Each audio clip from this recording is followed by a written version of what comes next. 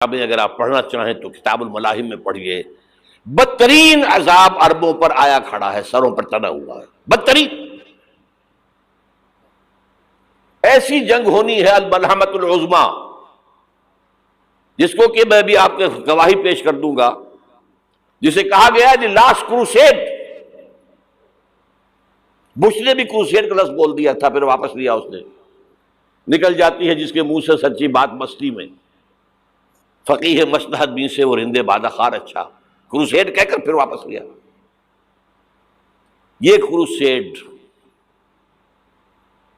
اس کے اوپر جس قدر نقصان ہونا ہے عربوں کا. گریٹر اسرائیل بنے گا، یہ عراق، شام، اردن، سعودی عرب کا کچھ شمالی علاقہ، ترکی کا جنوبی علاقہ، مصر کا صحرائے سینا، اور اس کے ساتھ ہی جو بہترین اس کا زرخیز ترین علاقہ ڈیلٹا آف نائل، یہ سب یہودیوں کے قبضے میں جائیں گے.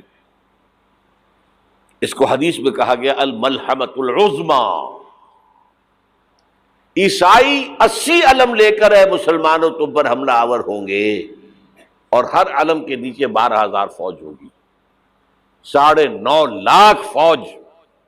یہ نیٹو کی تیاری کس کے لیے ہو رہی ہے؟ جب یو ایس ایس آر کا خاتمہ ہوا تو پوچھا گیا تھا نیٹو چیف سے، اب کس لیے؟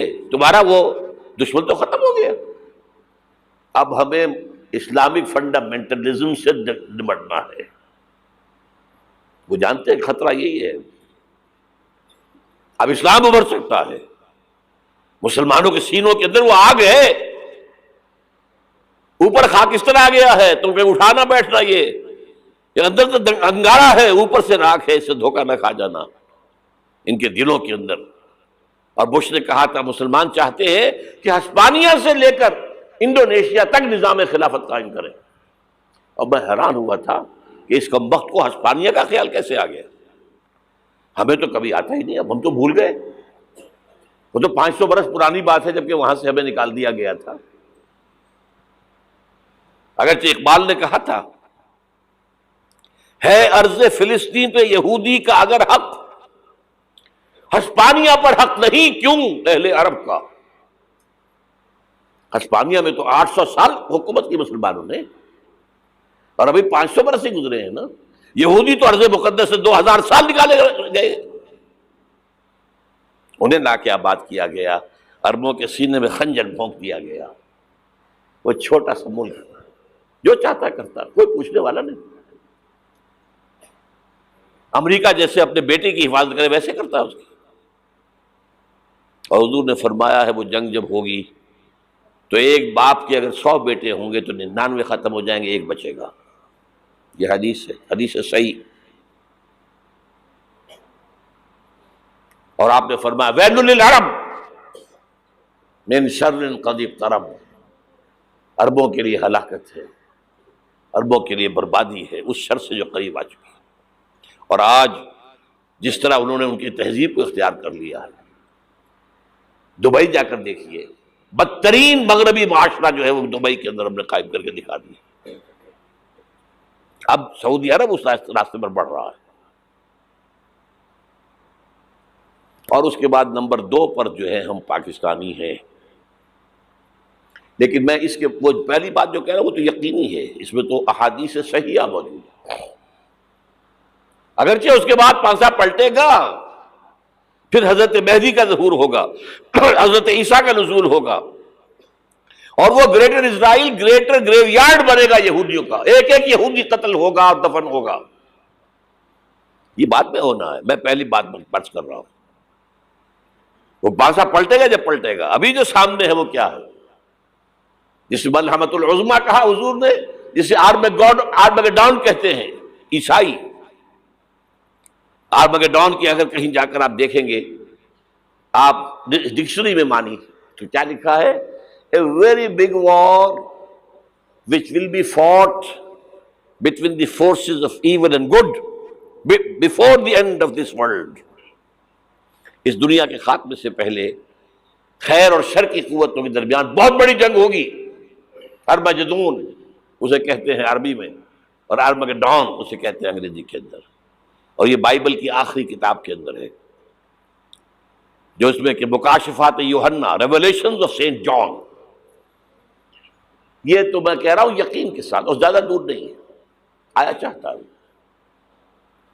اس لیے کہ یہودیوں کا اور عیسائی جو کنزرویٹوز ہیں، نیو کنزرویٹوز، ان کا 5 نکاتی ایجنڈا ہے متفق علیہ، جس کے تحت کہ یہ جنگ صلیبی شروع کی گئی ہے. وہ سن لیجئے آپ. آرمیگیڈون نمبر 1، گریٹر اسرائیل قائم ہو جانا اس کے نتیجے میں نمبر 2، مسجد اقصی اور قبۃ الصخرہ کو گرانا نمبر 3، وہاں تھرڈ ٹیمپل، وہ مسجد جو حضرت سلیمان نے بنائی تھی 1000 قبل مسیح میں، پھر برباد کی تھی نبوکدنضر نے، دوبارہ بنائی گئی، پھر دوبارہ ختم ہوئی 70 عیسوی تک گری پڑی ہے. ان کا خانہ کعبہ گرا ہوا ہے 70 عیسوی سے لے کر آج تک. ایک دیوار ہے ویلنگ وال، جہاں جاتے ہیں، روتے ہیں، پیٹتے ہیں، ماتم کرتے ہیں، وہاں وہ بنے گا تھرڈ ٹیمپل. اور نمبر 4، اس میں لا کر رکھا جائے گا تخت حضرت داؤد کا. یہ تخت کہاں ہے اس وقت؟ یہ لندن شریف کے اندر، جو ان کی پارلیمنٹ کا جو چرچ ہے، ویسٹ منسٹر ایبے، اس میں رکھا ہوا ہے. ایک پتھر تھا جس پر بٹھا کر حضرت داؤد کی تاج پوشی ہوئی، پھر حضرت سلیمان کی ہوئی، پھر وہ پتھر رکھ دیا گیا جب حضرت سلیمان نے بنایا ہیکل مسجد اقصی، وہاں رہا وہ. ہر بادشاہ جو تھا یہودی اسی کے اوپر بٹھا کر اس کی تاج پوشی ہوتی تھی. سن 70 میں ٹائٹس نے گرایا اسے، ہیکل کو، وہ پتھر لے گیا، وہاں سے روم گیا، روم سے آئرلینڈ گیا، آئرلینڈ سے اسکاٹ لینڈ آیا، اسکاٹ لینڈ سے انگلینڈ آیا، اور اب وہ رکھا ہوا ہے 14ویں صدی عیسوی سے آج تک. وہ ویسٹ منسٹر ایبے میں رکھا ہوا، ایک کرسی کی سیٹ میں اسے بنا دیا گیا ہے تخت کی شکل میں. اب انگریزوں میں کوئی ملکہ ہو، کوئی بادشاہ ہو جس کی بھی تاج پوشی ہونی اس میں ہوتی. یہ لا کر رکھا جائے گا تھرڈ ٹیمپل میں، اور اس پر یہودیوں کے خیال کے مطابق ان کا مسیحا آئے گا جو مسیح دجال ہوگا. عیسائیوں کے خیال کے مطابق حضرت عیسیٰ آئیں گے، وہ ہمارا بھی خیال ہے حضرت عیسیٰ آئیں گے علیہ السلام. بہرحال یہ تو بات کی باتیں ہیں نا. اس وقت جو میں عرض کر رہا ہوں، عربوں پر بہت بڑا عذاب، اور پاکستان کا معاملہ البتہ یہ ہے، میں یقین سے نہیں کہہ سکتا. ہینگنگ ان دی بیلنس، ہو سکتا ہے اللہ تعالیٰ ہم پر رحم فرمائے، ہو سکتا ہے، اگرچہ اس کی کچھ شرائط ہوں گی. چمن کے مالک اگر بنا لیں موافق اپنا شعار، اب بھی چمن میں آ سکتی ہے پلٹ کر چمن سے روٹھی بہار، اب بھی ہو سکتی ہے. اور یہ بھی ہو سکتا ہے کہ اللہ تعالیٰ نے معجزانہ طور پر ہمیں ملک دیا، ہم نے اللہ سے بدعہدی کی، وعدہ خلافی کی، غداری کی، لہذا سزا دی جائے اور ہم سے یہ ملک چھین لیا جائے. It's just possible. دور نہ سمجھے اسے، انہونی بات نہ سمجھے. جو گھیراؤ ہو رہا ہے آپ کے مغرب میں نیٹو فورسز اور مشرق میں بھارتی فورسز گدھوں کی طرح بیٹھے ہوئے انتظار کر رہے ہیں پاکستان اور ڈسٹیبلائز ہو جائے، یہاں اور بدامنی ہو جائے. اب لاہور میں پھر آج دھماکے ہو گئے ہیں. 2 دن پہلے کا دھماکہ میں سہ کے آیا ہوا ہوں، آپ کے سامنے بیٹھا ہوں. وہ جانیں بچی ہیں، جو ہماری اکیڈمی کا حشر ہوا تو میں آپ کو نہیں بتا سکتا. یہ سارا کیوں ہو رہا ہے؟ تاکہ یہاں بدامنی ہو جائے اور ہمیں جواز مل جائے. مغرب سے نیٹو فورسز داخل ہو جائیں، مشرق سے بھارتی فورسز آ جائیں، اور ہمارے ایٹمی دانت توڑ کر اور پھر ہمیں بھارت کے سامنے ڈال دیا جائے. نو ڈو ایز یو لائک. یہ ان کا نقشہ ہے. ہوگا کیا وہ اللہ جانتا ہے، ہوگا وہ جو اللہ چاہے. لیکن اللہ کا چاہنا جو ہے وہ کس پر منحصر ہے؟ یہاں انقلاب برپا کرو، یہاں اسلام لاؤ. اگر دھندوں میں لگے رہو گے تو وہ خود بخود نہیں آ جائے گا انقلاب. صحابہ نے جانیں دی تھی، کتنی تکلیفیں اٹھائی تھی. 12 برس تک مکی دور کے اندر با نشہ درویشی در ساز و دمادم زن، جو پختہ شبی خدرا بر سلطنت جم سن. یوم طائف یاد ہے جو حضرت عائشہ فرماتی ہے کہ میں نے پوچھا تھا حضور سے کہ یوم احد سے زیادہ سختی بھی آپ پر کبھی آئی؟ یوم احد پر کیا ہوا تھا؟ تلوار کا وار پڑا تھا آپ کے چہرہ مبارک، یہ جو رخسار کی ہڈی ہے اس کے اندر وار گیا ہے، اوپر خود کی 2 کڑیاں تھیں وہ اس میں گھس گئیں، 2 دندان مبارک شہید ہوئے۔ وہ خود کی کڑیاں ایک صحابی نے اپنے دانتوں سے پکڑ کے کھینچنے کی کوشش کی، دانت نکل گئے، وہ نہیں نکلی، کیا جتن کر کے نکالی گئی ہوگی تو خون کا فوارہ آیا، اتنا خون گیا ہے کہ آپ بے ہوش ہو گئے، گر گئے، اور مشہور یہ ہو گیا کہ آپ کا تو انتقال ہو گیا، شہادت ہو گئی۔ یہ سیرت کبھی پڑھی ہے؟ حضرت عائشہ کے ہوش کا تو یہی دور تھا نا، یوم طائف میں جو آپ کی کیا تھی، بچی تھی، انہیں کیا پتا کیا ہو رہا ہے حضور کے ساتھ۔ 3 دن تک حضور مکے کی گلیاں اور وہاں کے اوباش لوگ پتھراؤ کر رہے گئے تھے اس امید میں کہ شاید وہاں کا کوئی سردار ایمان لے آئے، تو یہاں تو ابو طالب بھی فوت ہو گئے، یہی دنیاوی سہارا تھا، خاندانی سہارا تھا ابو طالب کے ذریعے، اور گھر میں ایک دلجوئی کرنے والی رفیقہ حیات تھی، وہ بھی، ان کا بھی انتقال ہو گیا۔ آپ نے کہا یہ عام الحزن ہے، اب تو سب کو طے ہو گیا قریش کو کہ آپ جیسے قتل کر دو ان کو، اسی لیے آپ گئے طائف، شاید وہاں کا کوئی بڑا سردار مانے ایمان لے آئے مجھ پر تو میں اپنا مرکز ادھر شفٹ کر دوں۔ تینوں سے ملے ہیں، تینوں نے وہ جواب دیے ہیں، نکل جاؤ یہاں سے، میں تمہارے ساتھ بات بھی کرنے کو تیار نہیں۔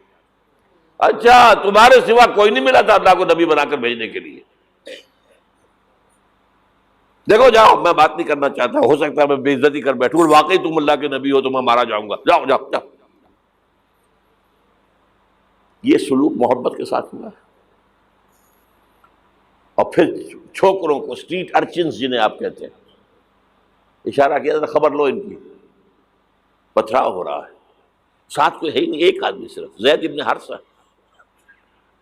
اب سامنے سے پتھر آ رہے ہیں تو حضرت زید آگے آ جاتے ہیں، ڈھال بنتے ہیں، مجھے لگے پتھر حضور کو رہے، آپ پیچھے سے آ رہے ہیں، چاروں طرف سے تو ڈھال نہیں بن سکتا ایک شخص، جسم لہو لہان،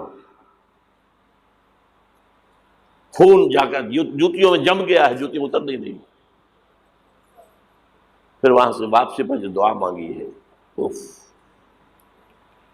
اللہم الیک اشکو ضعف قوتی وقلت حیلتی وہوانی علی الناس، اے اللہ تیری جناب میں فریاد لے کر آیا ہوں اپنے قوت کی کمی کا، اپنے وسائل کی کمی کا، اور جو ذلت و خواری ہو رہی ہے لوگوں کے سامنے، الا ملتقننی، مجھے کس کے حوالے کر دیا ہے، الا بعیدی یتجہمنی، یہ میرے اوپر ہجوم کر کے آ جائے، حملہ کرے، اور عدو من لگتا امرے، یہ دشمن کے حوالے میرا معاملہ کیا، جو چاہے کر دے وہ۔ لیکن پھر عبدیت غالب آتی ہے، ان لم یکن علی غضبک فلا ابالی، اے اللہ اگر تو ناراض نہیں ہے تو مجھے کوئی پرواہ نہیں، سر تقسیم خم ہے جو مزاج یار میں آئے، مجھے اندیشہ یہ ہے کہ تو ناراض تو نہیں ہوگی۔ یہ تکلیفیں جھیلی ہے، سینکڑوں صحابہ نے جانوں کا نذرانہ پیش کیا ہے، احزاب کی جنگ میں فاقوں پر فاقے ہو رہے تھے، اور ان فاقوں کی حالت میں خندق کھودنے کا حکم ملا ہے، لوگوں کی کمریں دوہری ہو رہی ہیں، پتھر باندھے ہیں اپنے پیٹوں سے، اپنے چادروں کے ساتھ کس کر، کمر دوہری نہ ہو جائے۔ اور جب صحابہ کدالیں چلا رہے ہیں تو کیا کہہ رہے ہیں؟ نحن الذین بایعوا محمدا علی الجہاد ما بقینا ابدا، اللہم لا عیش الا عیش الاخرہ۔ صحابہ کہتے تھے ہم وہ لوگ ہیں جنہوں نے محمد سے بیعت کی ہے کہ جہاد کرتے رہیں گے جب تک جان میں جان نکل جائے تو بات، اور جان ہے، چاہے ابھی بھوک سے کمر دوڑی ہوئی جا رہی، جان تو ہے۔ اور ایک دفعہ کہتے تھے اللہم لا عیش الا عیش الاخرہ، اے اللہ عیش، زندگی تو آخرت کی زندگی ہے۔ اور حضور فرماتے تھے، حضور کے بیٹھے ہوئے نہیں تھے گاؤں تکیہ لگا کر، پتھر اٹھا کر خندق میں سے لے جا کر باہر پھینک رہے تھے۔ جب صحابہ کہتے ہیں اللہم لا عیش الا عیش الاخرہ، حضور فرما رہے ہیں فاغفر الانصار والمہاجرہ، اے اللہ ان انصار اور مہاجرین کی مغفرت فرما دے۔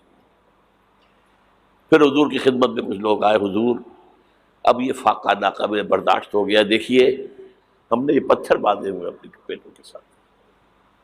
حضور نے کرتا اٹھا کر دکھایا، وہاں 2 پتھر باندھے ہوئے۔ یہ ہے سیرت النبی۔ آپ کس چیز کو سیرت النبی سمجھتے ہیں؟ بہرحال اس موضوع پر میری ایک کتاب ہے منہج انقلاب نبوی، کہ انقلاب کیسے آیا تھا۔ اگر دل میں ذرا بھی آرزو پیدا ہو گئی ہو کہ اللہ قبول کر لے مجھے قبول کر لے اس کام کے لیے، تو وہ کتاب آپ کے لیے مسٹ ہوگی، اس کا پڑھنا۔